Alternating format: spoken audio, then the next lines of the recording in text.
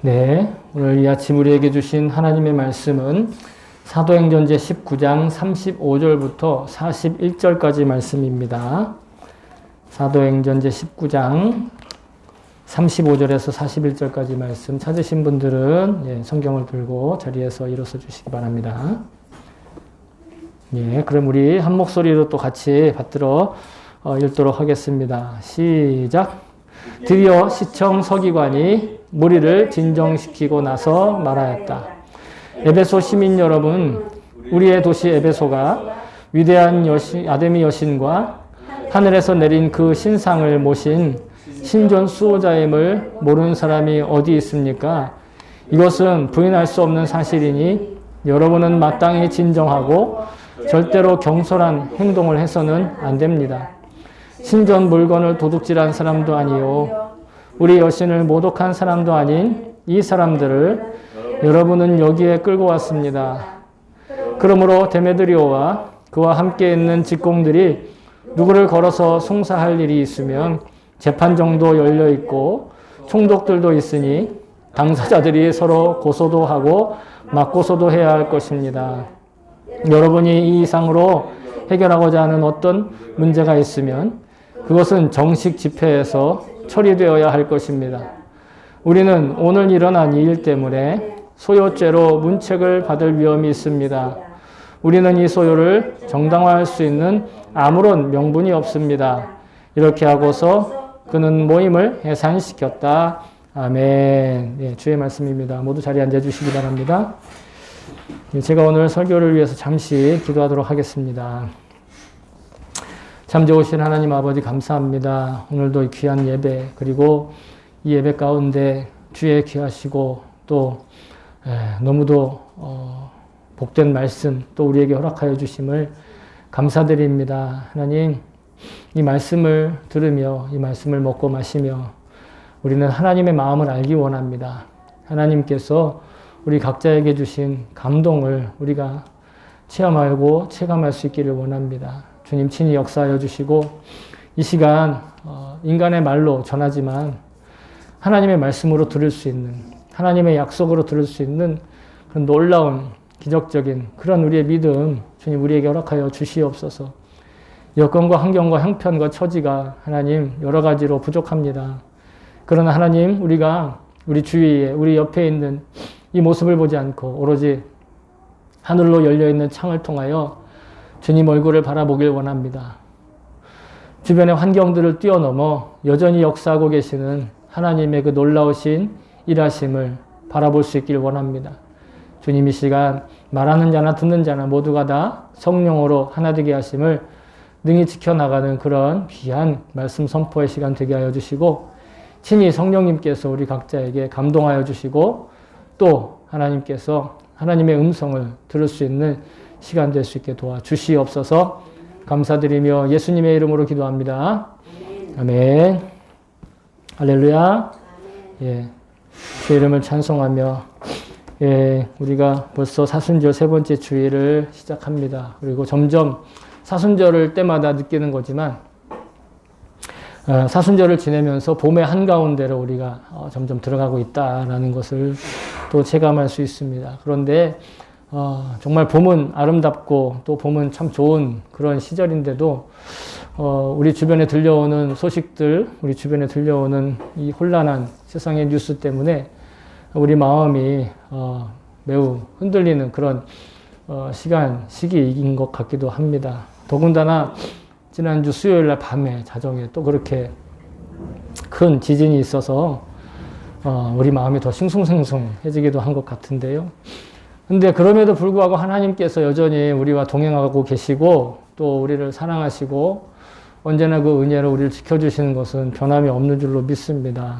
그리고 그러한 위기 가운데서도 혼란 가운데서도 이렇게 예배를 우리가 함께 드릴 수 있도록 우리를 불러주신 주님을 다시 한번 찬양을 합니다. 사순절이지만 사순절 특세가 아니라서 평소에 우리가 매일 성경 통독 본문으로 새벽 기도회를 지키고 있는데 그 중에 지난 주간에 사사기를 읽고 있습니다. 사사기를 읽고 있는데 그 사사기를 통해서 정말 하나님이 언제나 인간은 실패하고 인간은 실수하고 넘어져도 하나님은 언제나 선하시고 올바르시다 하는 것을 정말 다시 한번 생각나게 해주셨고 묵상하게 되었습니다. 아무런 능력도 없고 실력도 없고 지도력도 심지어는 믿음조차 연약한 사람을 하나님이 사용하시고 하나님의 때에 하나님의 방법으로 하나님의 일들을 이루어 가시는 것을 보면서 정말 주님이 우리를 끝까지 포기하시지 않으시겠구나.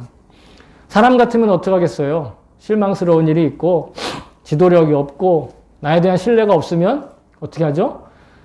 보통은 떠나고 관계를 정리하겠죠. 그러나 하나님은 아무리 우리가 그렇게 못난 모습을 보여도 끝까지 포기하지 않으시고 우리에게 삶의 기회를 주시고 사명을 주시고 그리고 하나님의 역사에 일할 거리를 동참할 수 있는 기회를 계속해서 열어주신다 하는 마음, 하나님 절대로 우리를 포기하지 않으신다 하는 그 마음을 다시 한번 체감하게 되었습니다. 여러분 어렵고 힘들고 또 주변에 여러 가지 여건과 처지와 형편이 분명 내 마음에 흡족하지 않을 수 있습니다. 걱정스러울 수 있습니다. 그러나 하나님이 나를 포기하지 않는 이상 하나님 언제나 우리에게 선한 길을 열어주시고 또 선한 열매를 맺게 해주신다는 것을 믿고 이런 위기일수록 이런 혼란한 시기일수록 더 너그럽고 더 넉넉하고 더 흐뭇한 마음으로 기쁨으로 채워져 나아갈 수 있기를 다시 한번 주의 이름으로 축복합니다. 그리고 오늘 말씀을 통해서 다시 한번 하나님의 은혜를 확신할 수 있기를 정말 간절히 기도하고 바랍니다. 데메드리오라는 사람이 선동을 해서 에베소의 그 은생공업자들이 그렇게 큰 군중의 소요 사태를 일으킨 본문으로 지금 우리가 3주째 같이 이야기를 하고 있는데 드디어 그 소요 사태를 정리하는 한 사람의 인물이 등장을 하죠. 오늘 본문에 보면 그가 시청 서기관이다 이렇게 이야기를 하고 있습니다.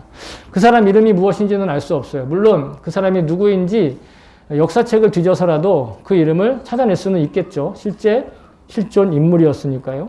그런데 그 이름은 알 수 없으나 그가 한 역할들을 통해서 오늘 사실은 그의 역할과 그의 발언을 통해서 오늘 제목과 같은 이 선교적인 사회생활 그리고 선교적 일상이라고 하는 이 소명으로 우리가 살아갈 때 염두에 두어야 될 덕목과 그리고 자세와 태도를 그의 입을 통해서 그의 이방인 공무원 입을 통해서 우리가 배울 수 있을 것 같습니다.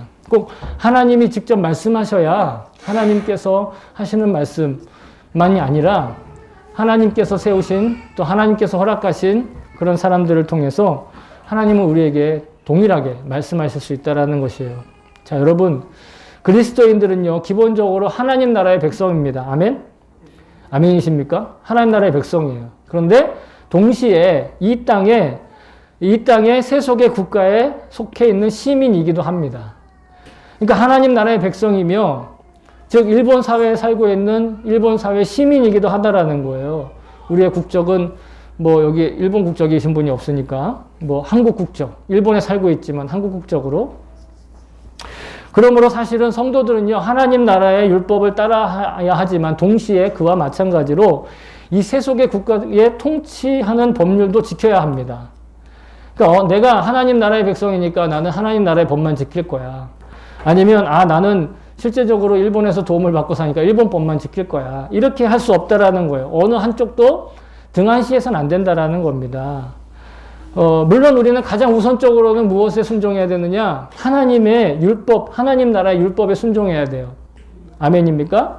하나님 나라의 율법에 순종한다는 게 뭐냐? 어렵지 않아요. 성경 말씀의 가치관으로 자신의 존재를 헤아리는 거예요.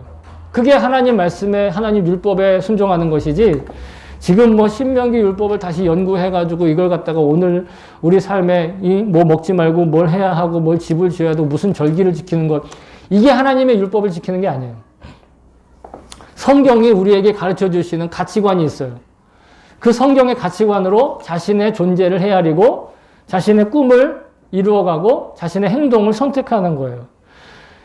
그런데 그렇게 말씀의 가치관으로 살기 때문에 있잖아요. 때때로 성도들은요, 세속 생활에서, 세상 생활에서, 일상 생활에서 때로는 손해를 볼 수도 있어요. 그리고 때로는 자신의 소위 말해서 자신이 누려야 할 기본적인 욕구나 소원이나 이런 것들을 절제하고 자제해야 될 순간도 오기도 해요. 그것들을 제어해야 할 때도 있습니다. 근데 우리는 그로 인해서 이 세속의 나라에서 하나님의 나라를 확장하시려는 그 주님께서 주시는 소명에 충실하게 살아갈 수 있는 능력을 거기서 얻는다라는 거예요. 오히려 우리가 손해봄으로써 우리는 능력 있는 삶을 산다라는 것이죠. 오히려 우리는 나의 것을 내려놓음으로써 더 많은 것을 얻는다라는 것입니다. 그것이 이 세속의 삶을 살면서 하나님 나라의 백성으로 살아갈 때 얻는 큰 유익이라는 것이죠. 그게 성경의 가치관으로 살아가는 거예요. 이건 하나님의 성경의 말씀을 이렇게 순종하지 않는 것이 아니라 성경의 가치관으로 살아가는 것, 이게 하나님의 말씀에 순종하는 것입니다. 우리는 이 세속의 나라에서, 이 속된 나라에서 하나님 나라를 확장하는 그런 소명과 사명으로 지금 우리가 살고 있음을 우리는 절대로 잊어서는 안 되는 겁니다. 내가 왜 사는가? 내가 그리스도인으로 왜 사는가? 뭐 성공하고 출세하고 명예를 드높이고, 이건 육신의 삶이, 육신의 비전이 갖는 거예요. 그러나 우리는 오늘 이 제목과 같이, 오늘 설교의 제목과 같이 선교적인 사회생활, 그리고 선교적 일상이라는 그런 삶을 우리가 살아야 된다. 그리고 저는 선교적 사회생활과 선교적 일상이라고 하는 것이 바로 우리의 소명이다라고 이렇게 부르고 싶습니다. 뭐 이게 어디에 정확하게 있는 말은 아닙니다. 그냥 제가 말씀을 준비하면서 표현해 놓은 하나의 표현일 뿐입니다. 그래서 우리가, 저는 이렇게 생각합니다. 그리스도인으로 산다. 그리스도인으로서 이 땅에 산다라는 건 이 땅에서 하나님 나라의 증거품으로 전시되어 사는 것이다. 우리 빅구 카메라나 요도바시 카메라나 이런 데 가보면 물건들이 전시되어 있어서 그 물건을 우리가 직접 보고 물건을 살지 말지를 이렇게 결정을 하잖아요. 그런 것처럼 우리가 이 땅에 살아가면서 하나님 나라를 지금 견본으로 보여주고 있는 존재라는 거예요. 다시 말하면 우리의 삶은, 우리가 이 세상에서는 우리의 삶을 통해서 하나님 나라의 견본을 보고 있다라는 거예요. 세상 사람들은 나를 통해 하나님 나라의 견본을 보고 있다. 그런 면에서 우리는 우리 그리스도인들의 삶은 천국의 삶이요 영생의 삶을 증거하는 증인들이다. 이렇게 말할 수 있을 거예요. 갑자기 여러분들 표정이 어두워지는데 충분히 이해합니다. 좀 두렵고 어렵고, 내가 과연 그렇게 살고 있는가? 난 그런 자격이 안 되는 것 같은데? 나는 그렇게 살 수 없는데? 라는 그런 불안감과 그늘이 좀 보이기 시작합니다. 걱정하실 필요 없어요. 말만 들어보면 굉장히 부담스럽지만 또 위화감이 느껴지는 경우도 있겠지만, 여러분, 그런데 가만히 보면 우리가 우리의 삶과 믿음의 표준이며 기준으로 삼고, 그리고 내가 그 가치관을 배워야 하는 이 성경에 있는 내용들도 사실은요, 우리의 이런 삶에 대한 현실적인 이야기들로 꽉 차 있다는 거예요. 성경의 말씀이 어떤 소위 말해서 뚱구름 잡는 것처럼 멀리 있는 그런 이야기들로 해가지고 부럽다, 그렇게 살고 싶다, 그런 이야기들만 채워져 있는 것이 아니라 실제로는 우리의 삶이, 우리의 이런 어떤 이렇게 실패하고 넘어지고 그리고 한계에 부딪히는 이 현실적인 삶에 대해서 성경도 있는 그대로 인정하면서 말씀하고 있다는 거예요. 왜 그렇게 말씀하시냐면, 저는요 성경을 읽을 때마다 그걸 느낍니다. 성경의 기록들은 이 세속 생활을 떠나서 완벽히 천국의 삶을 사는 사람들의 어떤 성공적이고 환상적인 성공 사례를 기록해 놓은 게 아니다라는 거예요.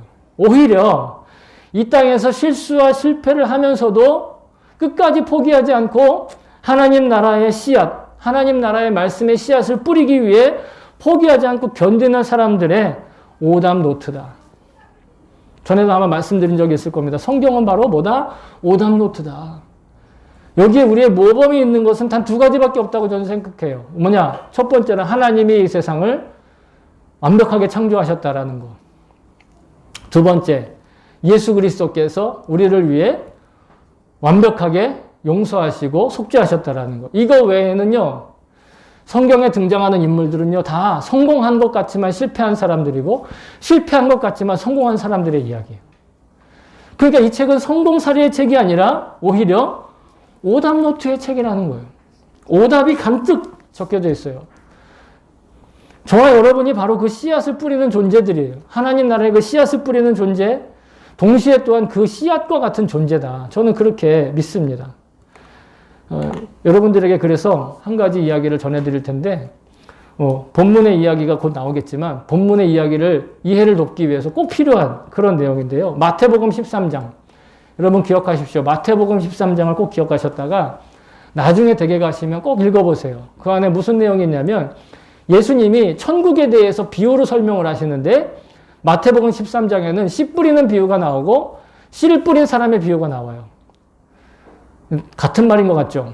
다른 말입니다. 씨를 뿌리는 비유와 씨 뿌리는 사람의 비유가 나온다는 거예요. 1절부터 23절에는 씨를 뿌리는 비유예요. 그래서 예수님이 천국은 이와 같으니 씨를 뿌렸는데 어떤 거는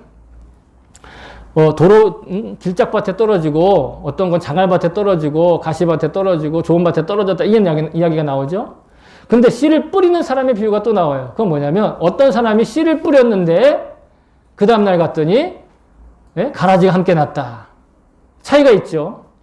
자, 이 두 가지 비유를 통해서 하나는요, 우리가 그 씨를 뿌리는 사람이라는 거예요. 마태복음 13장 1절부터 24절까지는 예수님이 천국에 씨를 뿌리는 것과 같다고 하니까 우리도 그 씨를 뿌리는 거예요. 어디에? 우리의 마음밭에. 그런데 우리 마음밭이 길짝밭이나 돌짝밭이나 가시밭이나 좋은 밭이나 해서 그 씨앗에 뭡니까? 열매가 어떤 것은 60배, 30배, 100배 이렇게 난다. 그런 게 비유 1절부터 13절까지죠. 댁에 가서 꼭 읽어보셔야 됩니다. 네.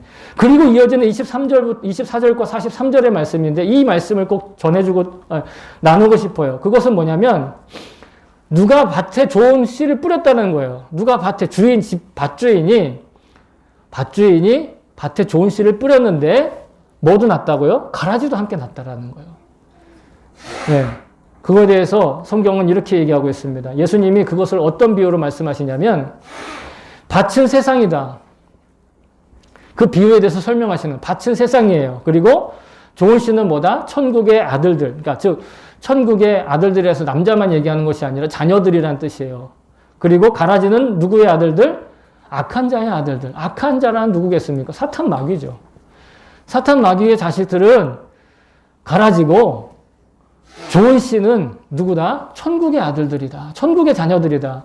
말하면 뭐 하겠습니까? 우리가 바로 천국의 자녀들이에요. 우리가 바로 이 땅에 뿌려진 씨앗이라는 거예요. 천국의 씨앗이라는 거예요. 아멘. 그러니까 우리가 이 땅에서 뭐 성공을 했느냐, 뭐 믿음 생활 잘했느냐, 못했느냐, 아니면 뭐 어떤 대단한 자랑거리가 있느냐, 아니면 뭐 믿음으로서 뭐 성공 사례를 우리가 이뤘느냐, 이것과 상관없이 우리는 모두 다 뭐라? 씨앗이다. 말씀의 씨를 뿌리는 자들이면서 동시에 우리는 뿌려진 천국의 하나님 나라의 씨앗과 같은 그런 존재다. 내가 씨앗을 뿌리기도 하지만 또한 나도 그 씨앗이다라는 거예요. 뭐 예수님은 항상 같은 날말로 같은 존재를 가르쳐 말씀하지 않으셨어요. 그러니까 뭐 어떤 이단들은 뭐 그 씨가 다른 본문에 나오는 그 씨와 같은 뜻이면서 막 이러면서 막 이어진다 막 이렇게 사람들을 현혹하고 있거든요. 절대로 이단들이 성경을 푸는 것에 대해서 야 대단하다 생각하시면 안 돼요. 네? 하다못해 구약에 나오는 시내산을 가지고 서울에 있는 청계산과 연결시키는 게 말이 됩니까? 말이 안 되잖아요.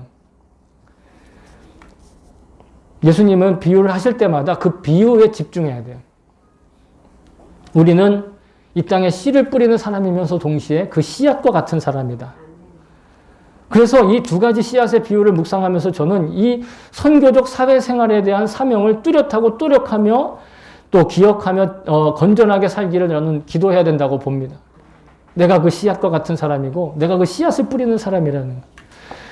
왜 이게 중요하느냐? 우리가 이런 자신의 존재 가치에 대해서 그 의미에 대해서 그 비유에 대해서 분명하게 내가 붙들지 않으면 오늘 이 에베소의 군중들과 또 똑같이 우리들도 우리 삶에서 누가 이렇게 선동하면 거기에 휩쓸리고 누가 이렇게 현혹하면 거기에 넘어지는 이런 말로 선동하면 그것 따라하고 저런 말로 충동하면 그렇게 기울이게 되는 것. 얼마나 어리석은 삶이에요. 하나님은 우리를 지혜롭게 살기 원하시는 자녀들이 어디 이단 같은 데 빠지길 원하는 부모가 있습니까? 어디 나쁜 그런 기업에 속아서 이렇게 엉뚱한 그런 활동을 하는 걸 원하는 부모가 어디 있겠어요? 바울은요. 우리가 씨앗과 같은 삶에 대해서 살아가는 것에 대해서 이렇게 설명을 한 적이 있어요. 고린도전서 15장 35절에 보시면 바울이 부활의 삶에 대해서 부활 이후에 우리의 몸의 변화에 대해서 설명을 하고 있는데 이것은 바로 천국에서 살아갈 우리의 삶의 형태와 몸의 존재 형태에 대해서 그가 설명을 한 거예요. 어떤 몸이 된다. 근데 들어보시면 어떤 모습인지 감이 옵니다. 그 구절 가운데 36절과 37절에 보시면 이렇게 기록하고 있어요. 자, 뭐라고 하냐면 어리석은 자여 내가 뿌리는 씨가 죽지 않으면 살아나지 못하겠고 중요한 건 뿌리는 씨가 땅에 묻혀서 죽는다라는 건 뭐냐면 그냥 그 씨가 죽어버린다는 뜻이 아니고 그 씨의 형태가 사라진다는 겁니다. 이걸 죽는다고 표현해요. 또 내가 뿌리는 것은 장래의 형체를 뿌리는 것이 아니요 다만 밀이냐 다른 것의 알맹이 뿐이로되 여기서 핵심이 우리가 뿌리는 건 농부가 뿌리는 건 밀 알갱이나 씨앗 알갱이만 뿌린다는 거예요. 예를 들면 밀씨를 뿌리면 밀을 얻기 위해서 밀이 자라나잖아요. 밀이 식물이 자라나잖아요. 그죠? 아니 이 식물도 원래는 씨앗이 있을 거 아닙니까? 원래부터 조그마한 어떤 존재가 있을 거 아니에요. 거기에 그걸 뿌리면 이 존재가 나온다라는 거예요. 사과씨를 뿌려서 사과 싹이 트고 줄기가 생기고 나무가 되면 그 후에야 비로소 사과 열매가 맺는 거잖아요. 그런데 우리가 그 사과 나무 자체를 심습니까? 그렇지 않고 그 알갱이를 심는다라는 거예요. 그런데 그 알갱이를 심는 사람은 무엇을 상상하면서 그 알갱이를 심죠? 그냥 알갱이가 커지는 걸 생각하면서 알갱이를 심습니까? 그 알갱이가 나중에 나무가 된다는 걸 상상하고 그 나무에서 열매를 생각하면서 알갱이를 뿌리는 거 아닙니까? 그 모습으로 우리가 살아간다라는 거예요. 그 모습, 그 씨앗의 모습으로 우리가 이 땅을 살아간다라는 것이지 우리가 먼저 이 땅에서 내가 완벽히 이루어질 것에 그 모습 자체로 내가 성공을 한다라는 게 아니다라는 거예요. 여러분 어떤 사람들은 오해를 하기를 우리가 인간이 이 땅에서 육신으로 태어나서 살다가 거룩하고 경건한 연습과 수행을 해야 겨우겨우 거룩한 모습으로 변화돼서 자격을 얻은 다음에 천국에 간다라고 생각하는 사람들이 있어요. 그래서 이 생에서 안 되면 언제? 다음 생에서 하겠다는 거예요. 그런 종교도 있잖아요. 이 생에서의 업을 못 갚으면 다음 생에 또 그 업을 가지고 태어난대. 뭐 논리적으로는 이해가 가지만 절대로 우리는 그런 존재가 아니다라는 거예요. 우리는 이 땅에서 거룩해지는 존재가 아니다라는 거예요. 이 땅에서 그 씨앗 그대로의 모습을 지키고 있다가 그 씨앗이 나중에 음이 트고 싹이 트고 줄기가 나서 그때야 모양이 변하는 것이지 그 씨앗 자체로는 변화가 없다라는 겁니다. 그래서 저는 우리는 이 땅에서 태어나서 죽을 때까지 마치 씨앗의 그 알갱이와 같은 육신의 모습으로 계속 살아가는 거예요. 그리고 인생이라는 그 씨앗을 심으면 결국 우리에게 주어지는 부활과 천국의 삶에서 그 씨앗을 통해서 움트고 자라난 더 큰, 더 영화롭고 거룩한 몸으로 그때 가서 살게 된다라는 거예요. 지금 우리가 뭐 거룩한 척, 경건한 척 하는 게 아니라 거룩과 경건을 연습해야 하는 건 뭐냐면 여러분 그 씨앗, 사과의 씨앗이 심겨졌는데 배가 나오면 어떻게 되겠어요? 예? 우리 속담에도 있죠? 콩 심은데 뭐 난다고요? 예. 팥 심은데 뭐 난다고요? 근데 만약에 우리가 헷갈려서 팥을 심어놓고 이건 콩일 거야 라고 생각했는데 내가 콩을 심었다고 생각하는데 팥이 나면 내가 잘못 심은 거잖아요. 우리가 어떤 존재인들을 잊어버리면 안 된다라는 거예요. 나는 예수님 씨로 예수님의 부활과 함께 나도 그 부활과 함께 그 천국에 합당한 사람으로서 나중에 반드시 변화된다라는 걸 그걸 잊지 말아야 되기 때문에 거룩하고 경건하게 살아가는 것이지 내가 거룩하게 경건하고 산다고 해서 진짜 거룩하고 경건해지느냐? 아니다라는 겁니다. 그냥 나는 씨앗일 뿐이라는 거예요. 아직 식물의 상태가 아니라고요. 마치 알갱이 형태의 씨앗이 흙에 떨어져 싹이 터서 큰 식물로 자라나는 것처럼 우리는 그 소망을 가지고 산다라는 거예요. 그러니까 더 이상 내가 여기서 씨앗 상태에서 움트지 않아도 괜찮다라는 거예요. 아직 죽을 때가 아니니까. 씨앗이 죽어야 어떻게 돼요? 우무 트고 씨앗이 겉껍질가 부서져야 우미 트고 갈지가 나고 성장한다라는 것이죠. 그래서 저는 우리가 이 땅에서 선교적 일상으로 사회생활을 한다. 선교적 사회생활을 하면서 일상을 산다 하는 건 마치 그 씨앗이 흙 속에 심겨져서 그 때를 기다리는 거와 마찬가지다. 움틀 때를 기다리는 거예요. 그러니까 우리가 더 많은 걸 가졌냐, 더 많은 것들을 누렸냐, 성공을 했느냐 여부로 우리 하나님 나라의 삶이 결정되는 게 절대 아니다라는 거예요. 내가 얼마나 성공적인 삶을 살았느냐가 하나님 나라의 삶을 결정하지 않는다라는 거예요. 지금 우리의 지금의 모습의 소유와 어떤 내가 가지고 누리는 것들은요, 다 알갱이와 같은 거예요. 그냥 씨앗 알갱이. 어떤 알갱이는 크고 어떤 알갱이는 좀 작잖아요. 그죠? 어떤 알갱이가 크다고 해서 그 부러울 일이 아니다라는 거예요. 어떤 알갱이가 작다고 해서 그거 별 볼 일 없다라고 여길 일이 아니다라는 거예요. 아무리 작은 씨앗이라도 그 안에 생명이 있으면 천국의 삶에서는 아무런 문제가 없는 게 우리의 삶이라는 거예요. 그래서 예수님이 이렇게 말씀하셨어요.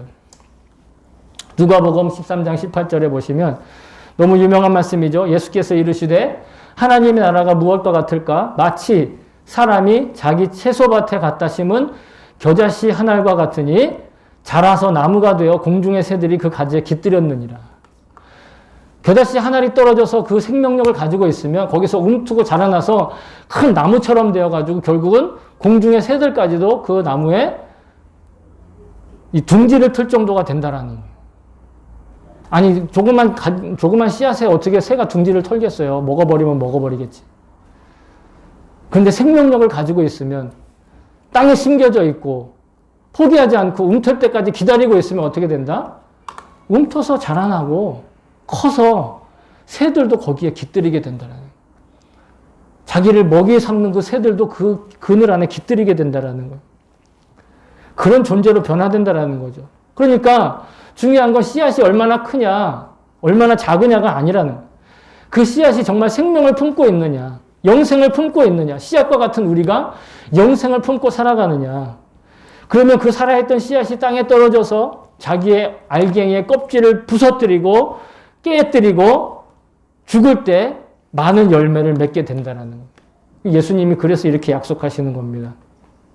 요한복음 12장 24절에 내가 진실로 진실로 너희에게 이르노니 한 알의 밀이 땅에 떨어져 죽지 아니하면 한 알 그대로 있고 죽으면 많은 열매를 맺느니라. 죽는다라는 게 생명력이 없어졌다라는 것이 아니라 그 씨앗의 겉껍질이 부서지고 그 씨앗의 모습이 사라진다라는 거예요. 근데 이 말씀을 하신 예수님께서 먼저 그 본을 보여주셨잖아요. 어떻게 했어요? 자기를 버리시고 십자가에서 죽으셨잖아요. 그리고 수많은 열매를 맺고 수많은 씨앗들을 지금 우리 계속해서 생산해내고 계시는 거예요. 헤아릴 수 없는 수많은 천국의 열매를 맺으시고 복음의 열매를 맺으시고 영생의 열매를 맺으셨습니다. 우리가 바로 그 천국의 주인공이고 복음의 주인공이고 영생의 주인공들로 살고 있는 거예요. 아까 사과씨 이야기도 말씀드렸지만 사과씨가 잘만 움터가지고 싹이 나고 나무가 돼가지고 자라면 무엇을 맺습니까? 열매를 맺죠. 열매 안엔 또 뭐가 들어있죠? 씨앗이 또 들어있잖아요. 우리가 바로 그 씨앗이라는 거예요. 그 열매가 땅에 떨어져서 또 씨앗이 싹이 트고 움트면 또 뭐가 나요? 열매가 나는 거예요. 열매 안엔 또 뭐가 들어있어요? 씨앗이 들어있는 거예요. 우리가 바로 그런 존재라는 거예요. 그러니까 지금 내 삶에 뭐 이게 좋고 저게 좋고 뭐가 나쁘고 이게 안 좋고 그런 것들 그런 것들 가지고 우리를 판단해서는 안 되고 무엇으로 판단해야 돼요? 내 안에 뭐가 있느냐? 영생이 있느냐? 내 안에 영생의 소망이 있느냐? 내 안에 복음이 있느냐? 내 안에 예수 그리스도를 믿는 믿음으로 살아가느냐? 그것이 아까 말씀드린 내가 하나님 나라의 백성으로 하나님의 말씀으로 자신의 가치를 헤아리는 것. 세속적인 가치로 자기를 헤아리는 것만이 아니라 세속적인 가치로만 자기를 헤아리는 것이 아니라 하나님 나라의 가치로 자기를 헤아리는 것. 이러한 영적인 자긍심으로 살아가는 것. 이런 것이 자기의 자부심이 되고 이런 것이 자신의 프라이드가 되고 자존심이 되는 사람만이 진짜 건강한 사람, 생명력 있는 사람, 예? 활력이 넘치는 그런 사람의 그런 원동력이 될 수 있다라는. 안 그러면요, 막 세상이 이렇게 기울어지면 이렇게 자기도 같이 기울어지고, 세상에 이런 혼란이 일어나면 자기도 막 혼란스럽고.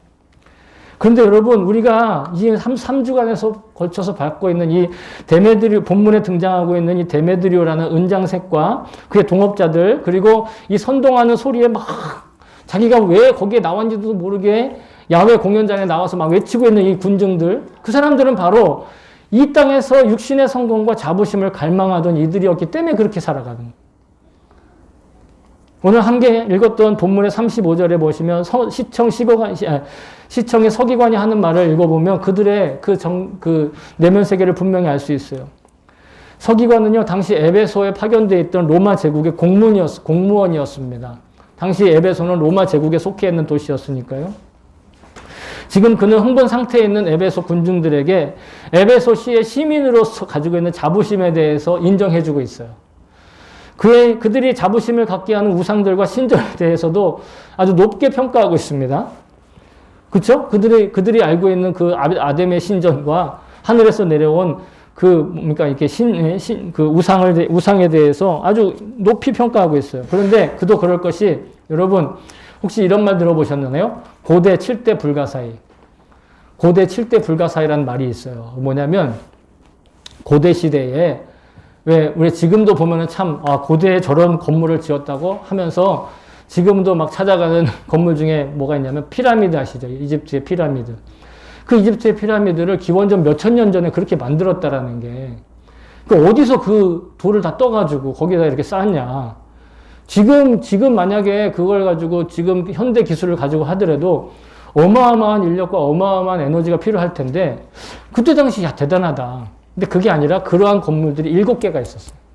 고대 역사 유물 가운데. 그 중에 하나가 오늘 이 성경에 나오는 에베소에 있는 아르테미스 여신의 신전도 바로 이 세계 7대 불가사의 중에 하나였다라는. 지금은 존재가 없지만 그 유적들을 보면, 야, 세상에 그 옛날에 어떻게 그런 건물을 지었지? 그런 얘기를 하고 있는 거예요. 근데 여러분, 지금 세계도 마찬가지로 그와 같은 것들을 짓고 소유하고 하면서 자랑하면서 자부심을 갖죠. 그죠? 대표적인 게, 여러분, 제가 생각해도 참 대단한 게, 지금 도쿄에 스카이트리라고 하는 큰 타워가 있잖아요. 그 타워가 11년 전에도 계속 짓고 있었어요. 11년 전에 무슨 일이 있었죠? 동북 대지진이 있었잖아요. 그때 동경에서 하치오지가 약이었는데, 동경 그때 이 스카이트리를 세우고 있던 그 지역일 때가 5강 6 이렇게 됐었어요. 여러분, 그때 경험 아시죠? 막 땅이 막 이렇게 막 올라갔다 내려갔다 하는데, 놀라운 거 그 건물이 안 무너졌다는 거 아니에요. 짓고 있는데도 아무런 사고가 없었다는 거 아니에요. 대단하죠? 뿐만이 아닙니다. 저기 우리 아랍에미레이트의 그 도시 이름 뭡니까? 되게 유명한 관광지 있잖아요. 굉장히 큰 건물들 예? 두바이. 제가 일본어 예배 때 그게 생각이 안 나서. 두바이에도 보면은 막 무슨 몇 층짜리 건물을 막 짓고, 그걸 어떻게 그렇게 지었냐 그러면서 그게 뭐 다큐멘터리로 찍힐 정도로. 거기는 그게 다가 아닙니다. 싱가포르에도 가면 있잖아요. 건물 3개가 위에 하나의 뭐라고 해야 됩니까? 다시, 예? 넓적한 건물 하나를 올려놓은, 제가 말씀드린 건물 2가지는 다 한국 기업이 만들었다고 해서 한국 사람들 굉장히 막 자부심을 느끼잖아요. 오늘날에도 그러한 어떤 이 경제력이나 그런 어떤 기술, 이런 것들이 굉장히 큰 자부심을 갖고 가슴 뿌듯해 하잖아요. 야, 저게 우리나라 기업이 만들었대. 그러면서, 와, 인간이 대단하다. 최근에 그 두바이에 저도 깜짝 놀랐는데, 이 박물관을 지었는데 보니까 박물관 건물이 건물 같지 않게 생겼어요. 둥그런 공처럼 이렇게 만들어 놨더라고요. 참, 그런 것들 보면 참 대단하죠? 그 사람들은 그거에 대한 자부심으로 살아가는 거예요. 네. 또 본문에 보면 하늘에서 내린 그 신상이라는 표현이 나오는데, 신상이 아니고요. 사실은요, 당시에 에베소에 운석이 하나 떨어졌어요. 하늘에서부터 갑자기 뭐가 툭 떨어졌는데 이 운석이 있는 거예요. 그러니까 그걸 보고 사람들이 이렇게 생각했어요. 하늘의 신 제우스의 화신이다. 그래서 그걸 갖다가 모셔놓고 그걸 숭배하면서 이게 제우스 신이다라고 사람들이 그것을 숭배하고 있는 거예요. 그런 일들이 자주 일어나는 건 아니잖아요. 웬만하면은 별똥별들이 다 하늘 공중에서 대기권을 통과하면서 다 불에 다 없어지는데, 그게 얼마나 큰 거면 이게 다 타지 않고 뚝 떨어져가지고 아주 큰 덩어리로 거기에 떨어졌겠어요. 그런 놀라운 일을 보면서, 에베소는 정말 하늘의 신들로부터 선택받은 그런 도시구나. 아, 그런 어떤 자부심을 거기서 찾는다라는 거예요. 그러니까 그 일들에 대해서 조금이라도 예? 손상이 가게 되면 어떻게 돼요? 흥분하는 거예요. 소동이 일어나는 거예요. 자신들의 어떤 존재의 어떤 그런 자부심의 근거가 상처나기 시작하는 거예요. 자존심을 그걸로 땅에 있는 것으로, 부질없는 것으로 자존심을 세우는 그런 사람들의 모습이었다라는 것이죠. 그래서 시청의 서기관들은 이렇게 한마디 말로 그들을 인정해주고 높이 평가하면서 이제 그들이 흥분하는 것을 자제시켰어요. 그리고 서기관은 뒤이어서 그들에게 설명을 하며 해산을 시키는데 그 중에 그 가운데 우리가 주목해야 될 구절이 있더라는 거예요. 제가 말씀을 묵상하다 보니까. 뭐라고 얘기하냐면 37절에 보면 신전 물건을 도둑질한 사람도 아니고 여신을 모독한 사람도 아닌 이 사람들을 여러분들이 끌고 왔다. 이렇게 얘기하거든요. 여기서 말하는 신전 물건을 도둑질하지도 않고 여신을 모독하지도 않은 사람 누구냐? 바로 바울의 지인이고 바울의 동행이었던 가이오와 아리스다고요. 가이오와 아리스다고는 누굽니까? 바로 그리스도인들이라는 거예요. 저는 이 구절을 통해서 이 시청의 서기관이 매우 객관적이고 분별력이 있고 지혜롭고 합리적인 지식인이라는 사실을 알 수 있었어요. 그리고 그가 하는 말을 통해서 그 소동과 그 폭동의 본질이 무엇인가를 그는 명확하게 파악하고 있었다는 걸 알고 있었다는 거죠. 단순히 소동을 잠재우기 위해서가 아니라 이 소동이 정말로 헛된 일이라는 걸, 정말로 그 소동이 근거 없는 일이라는 걸 그는 잘 알고 있었다라는 겁니다. 서기관은요, 그 어떤 편파 의견이나 당파나 혹은 헤게모니에 속하지 않고 오로지 사회 질서를 바로잡으려 건전한 가치관이 분명한 공무원이었다. 저는 그렇게 보게 됩니다. 그리고 그의 합리적이고 상식적이고 공정한 그런 관점에서 판단하고 평가한 그 그리스도인들의 기본적이고 보편적인 덕목을 또한 발견할 수 있었어요. 뭐요? 우상이라 할지라도 함부로 그 신전을 도둑질하지 않고 그 신전 물건을 함부로 하지 않고 또한 그들을 폄훼하지 않았다라는 거예요. 바울의 동행이었던 이 가이오와 아리스다고는요, 복음을 듣는 성도였고요, 복음을 전파하는 그리스도인이었습니다. 그들은 우상에 대해서 도둑질하지도 않았고 신전에 들어가서 물건을 함부로 건들지도 않았고 또한 그 신전을 모독하며 그 자신들의 어떤 영적인 우월성을 자랑하던 그런 사람들이 아닌 정말 건전한 시민이었다라는, 경건한 하나님의 백성이며 또한 동시에 건전한 시민이었다라는 거죠.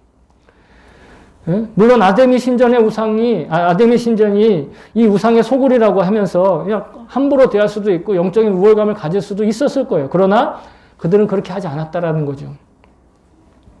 그렇다고 해서 우리가 우상을 신으로 인정해야 한다거나 그 신전에 들어가면서 뭐 예의를 갖춰가지고 이렇게 하지 않으면 안 된다. 예? 그 신전의 음란한 행위를 따라하는 것, 이것이 우리에게 합당하지도 않습니다. 하지만 그렇다고 해서 그들의 소유를 함부로 훼손하거나 그들의 숭배 행위를 경솔하게 폄하하는 것도 우리에게는 합당하지 않다라는 것입니다. 우리가 세속의 가치를 인정하되 그것에 물들지 않는 것, 이것이 바로 선교적인 사회생활을 하는 성도가 지녀야 될 기본적인 태도와 지혜로운 자세인 줄로 믿습니다. 세속적인 규범들은 존중하되 부조리한 세속적인 가치에 굴복하지 않는 것, 그런 인품을 지키는 것, 여러분 이런 지혜와 용기, 성품, 이런 영적인 저력이 우리에게 필요하고 우리는 이것을 위해서 기도해야 된다는 거예요.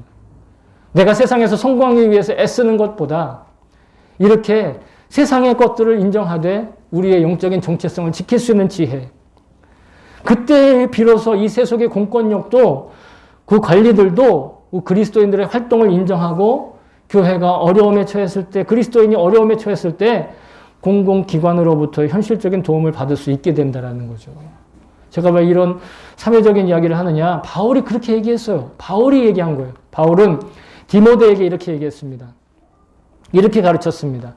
그러므로 내가 첫째로 권하노니, 잘 들으세요. 모든 사람을 위하여 간구와 기도와 도구와 감사를 하되, 여기에는 모든 사람이 자칫 잘못하면 그냥 그리스도인들에게만, 예? 왜냐하면 바울의 제자인 디모데가 목회하는 걸 훈련했으니까 그리스도인에게만 하는 것처럼 느껴지는데, 그 다음 구절에 보시면 이렇게 나와요. 임금들과 높은 지위에 있는 모든 사람을 위하여 어떻게 하라?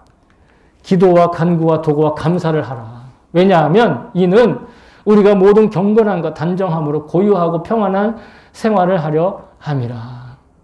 우리가 그들을 위해서 기도하고 그 공권력을 가지고 있는 이들을 위해서 기도하고 그들을 위해서 감사하고 그들을 위해서 이 활동해야 되는 것은 우리의 선교적인 사회 생활을 위해서 반드시 필요하다라는 거예요. 우리의 믿음 생활에 도움을 받기 위한 목적으로 그렇게 해야 된다는 겁니다. 성도가 신앙생활을 하는 일에 이 공공의 권세가 걸림이 되지 않으려면 혹은 우리가 그들의 걸림이 되어서는 안 된다. 그런 가르침이라는 것이죠. 심지어는 이렇게까지 얘기하고 있어요. 아마 여러분 다 들어보셨을 겁니다. 로마서 13장 1절에 각 사람은 위에 있는 권세들에게 복종하라. 권세는 하나님으로부터 나지 않음이 없나니 모든 권세는 다 하나님께서 정하신 바라. 이렇게 얘기하죠. 여러분 잘 들으셔야 될 게 이게 오해가 사람들이 많은데 권세자에게 복종하라고 하지 않았어요. 권세에게 복종하라는 거예요. 권세에게. 이 권세는요. 일본어로는 권위라고 나와 있죠. 권위. 그 권위에 복종하는 거예요. 예를 들면 경찰관이 순찰을 돌면, 예? 경찰관이 순찰을 돌면 그 경찰관에 가지고 있는 그 직책을 존중하라는 것이지, 그 경찰관이 이름이 있으면 그 이름을 가지고 있는 그 개인적인 한 사람, 자연인 한 사람에게 막 주눅 들어서 이렇게 이렇게 하라는 얘기가 아니다라는 거예요. 정치인들도 마찬가지겠죠. 많은 사람들이 오해를 해요. 어떤 특정한 정치인이나 정파나 혹은 이데올로기에 대해서 무조건 복종해야 된다. 성경이 그것을 가르치고 있다. 이렇게 해석을 하지만 여러분 이 말씀의 속뜻은 세속의 권위와 권세를 활용하여 이 땅의 올바른 질서를 하나님께서 바로잡기를 원하신다라는 거예요. 하나님께서 이 땅에 질서를 바로잡으실 때 이 세속의 권세도 활용하신다라는 거예요. 앞서 말씀드렸던 이 시청의 서기관이 바로 이 시청의 서기관인 공무원이 가지고 있는 직책과 그 권위를 통해서 소동과 폭동이 지금 해결되고 있잖아요. 그가 합리적인 생각으로 또 이 공정한 잣대로 그 소동을 잠재우고 있다라는 거예요. 여러분 성경은 우리가 어떤 특정한 권세자나 개인이나 혹은 그가 속한 정파나 이념에 굴복하라고 가르치고 있는 것이 아니에요. 명확하게 알고 있어야 합니다. 다만 하나님께서는 이미 우리 인간들 안에 믿는 자든 믿지 않는 자든 밝은 빛과 같은 양심을 다 심어두셨어요. 그리고 그 양심을 통해서 우리는 사회적인 계약을 맺어요. 그것이 바로 법률이라는 것으로 나타나죠. 보편적인 상식이라는 것으로 나타납니다. 이렇게 형성된 상식과 상식을 바탕으로 세워진 건전한 법률을 통해 하나님의 마음은 우리의 현실에 관여하고 계신다라는 것. 이것이 그들의 권세를 복종하라는 그 말씀에 들어있는 겁니다. 로마서 13장의 말씀은 건전한 상식과 법률을 통해서 세워지는 이 공권력과 공무원의 권위에 대해서 존중하고 그 질서에 대해서 가볍게 여기지 말라는 것이는. 아주 구체적인 예를 들어볼까요? 너무 간단하고 너무 저기 하는 건데, 이런 예를 들어도 될까 모르겠지만, 횡단보도에서 신호등 지키는 거. 네? 차 없으면 그냥 가도 되지. 이렇게 생각하지만, 그렇게 하지 않는 것이 우리가 선교적 사회생활을 하는 기초라는 거예요. 또, 사회적 합의에 의해서 만들어진 이 공정한 법률은 건전한 시민의 마음으로 지켜야 된다. 다시 말해 또한 좀 무거운 얘기를 하면 정직하게 세금 신고도 잘하고, 아무리 자기에게 이득된다 하더라도 불법적이거나 편법적인 일들에 대해서는 거리를 두는 지혜를, 용기를 갖는 거예요. 여러분 이렇게 함으로써 우리가 하나님의 형상으로 창조된 인간의 양심이 선하다는 것을 인정하는 것입니다. 그가 믿는 사람이든 믿지 않는 사람이든 하나님이 창조하신 선한 양심이 그에게 있다라는 것. 또한 동시에 그 건전한 법률과 공적인 권위를 통해서 우리는 사회적인 합법적인 보호를 받을 수 있는 거예요. 예전에 한참 이해는 하지만 제가 신주쿠에 있을 때도 그런 분들이 많이 있었어요. 비자가 없으신 분들, 아니면 비자가 만료된 분들, 이해는 합니다. 개인적으로는. 그렇게 되면은 뭘 할 수가 없느냐면은 보험금을 낼 수가 없는 거예요. 왜? 보험금 명세서가 발급이 안 되니까. 그러다 보면 어떻게 됩니까? 아프면 병원을 가지 못하는 거예요. 그러니까 어떻게 해요? 남의 보험증을 빌려서 병원에 갔는데, 그래서 나오면 상관없는데 나중에 그 사람이 큰 병에 걸렸다. 그렇게 되면 더 큰 일이 벌어지는 거예요. 물론 그 일들이 무조건 나쁘다. 그러면 안 된다. 이렇게 말씀드리는 건 아닙니다. 사정이 있고 형편이 있고 처지가 있는 거 분명히 이해합니다. 그러나 우리가 그 법을 지키지 못하면 그 법이 보호해 주는 것에 보호도 받을 수 없다라는 거. 그걸 인정해야 된다라는 거예요. 예수님이 뭐라고 말씀하셨냐면 예수님은 세금을 가지고 로마의 황제에게 세금을 바치는 게 옳으냐 그러냐 가지고 유대인들이 시험을 했어요. 그때 이렇게 말씀하시죠. 예수께서 이르시되 가이사의 것은 가이사에게 하나님의 것은 하나님께 바치라. 이렇게 말씀하셨다라는 거예요. 가이사의 것은 가이사에게 하나님의 것은 하나님께 바쳐라. 뭐 세금을 내라는 겁니까 말라는 겁니까? 우리 마음에 어디에 있냐라는 거예요. 그러나 우리는 세금을 내라는 겁니다. 예수님은 성전세도 내셨어요. 그죠? 성전세 내야 하니까 성전세도 내셨어요. 왜 베드로가 물고기를 잡았더니 그 안에 두세 개일이 있어가지고 하나는 자기 걸로 되고 하나는 예수님 걸로 됐다. 그 얘기 아시죠? 오늘 본문의 시청 서기관도요. 에베소의 그리스도인들에게 경건한 자세와 태도 그리고 사회적인 합의를 지키는 그 선에서 복음을 전하고 진리를 선포하는 그 건전한 시민이었다는 것을 그들이 알고 있었다는 거예요. 평소에 그 그리스도인들의 그 생활이 건전한 시민으로서 충분하게 행동하고 있다는 것이죠. 그렇기 때문에 이런 소동과 폭동을 해산시킬 때 이 폭력적인 수단으로 붙잡혀 있던 그 그리스도인 2명을 아주 합법적으로 풀어줄 수 있었다는 거예요. 만일 바울과 그 일행이 아데미 신상 아무것도 아니니까 막 공공연히 막 훼손하고 다니고 침 뱉고 다니고 막 발길질하고 다니고 그리고 뭐 공공연하게 그들을 막 모독했다고 했다면 어땠을까요? 아무리 시청 공무원이 그들이 불쌍해서 끄집어내고 싶어도 동정하여 돕고 싶어도 그렇게 할 수가 없었다라는 것이죠. 우리가 세속의 권세에 복종해야 하고 그 권세를 집행하고 있는 일을 위해서 기도한다고 해서 오해하지 말 것은 그들이 무조건 내 편이다. 아니면 그들은 무조건 옹호해야 한다. 아니면 굴복해야 한다. 이 뜻이 아니에요. 옳은 일을 하는데도 그저 권세에 눌려 찬성하는 그것이 우리 기독교인이 아닙니다. 말씀드렸지만 우리가 권세와 공적인 권한에 호의적인 마음을 갖는 이유는 그 권세가 하나님께서 인간에게 허락하신 양심과 그 고유한 자유를 구현함으로써 우리의 믿음 생활과 선교적 사회생활 활동이 안전하게 보장받아야 하기 때문에 우리가 그 권세를 인정하는 거예요. 다시 말해 이 땅이 하나님 나라의 가치를 구현하기 위한 수단으로서 이 땅의 권세가 하나님에 의해서 허용되는 것임을 알아야 되는 거예요. 만약에 문자 그대로 적용하면 왜 러시아 사람들이 러시아가 우크라이나를 침공하는데 데모하는 걸 옹호해야 합니까? 만약에 문자 그대로 하면 러시아 사람들은 푸틴에게 아무런 저항도 하지 말아야 되는 거예요. 문자 그대로 해석을 하면. 그렇지 않습니까? 그러나 그렇지 않다라는 거예요. 오로지 아까 말씀드린 하나님 나라의 말씀의 가치관이 이 땅의 현실이 되게 하기 위해서 그 공적인 권세도 사용되어야 한다는 거예요. 만약에 그렇지 않다면 우리가 위법을 무릅쓰고라도 당당하게 그것이 옳지 않다라고 말할 수 있는 용기가 있어야 된다는 것이죠. 사랑하는 성도 여러분, 세상이 소란하고 혼란스럽습니다. 정말 이곳저곳에서 갈등과 분열과 억압과 그리고 폭력이 난무하는 소식들이 들려옵니다. 게다가 거기에다가 자연재해와 그로 인한 재난의 징후들이 인류를 주간 위협하고 있습니다. 하지만 인류 역사를 돌이켜보면 위기가 아닌 때가 없었고 전쟁과 폭력이 멈췄던 적이 단 한 차례도 없었습니다. 하나님의 형상으로 창조된 인류가 타락한 이후 우리는 늘 위기와 혼란 속에 살고 있다고 해도 과언이 아닐 것입니다. 그런데 이러한 상황 속에서도 하나님께서는 여전히 우리 인류를 포기하지 않으시고 사랑하고 계십니다. 예수 그리스도의 십자가와 부활의 복음으로 우리가 소망을 가질 수 있게 하셨습니다. 우리가 이 땅의 육신으로 이 땅의 나라에 살지만 천국의 백성으로 또한 살게 하셨습니다.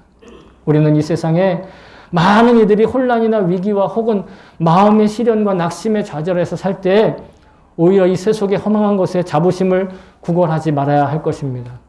오로지 선교적인 사회생활의 장을 열어주시기를 간구하며 일상에서 주님과 동행하는 바로 경건과 거룩한 씨앗으로 살아가는 것, 그것이 우리의 참된 행복과 평강과 기쁨과 든든함이 되는 것을 저는 믿습니다.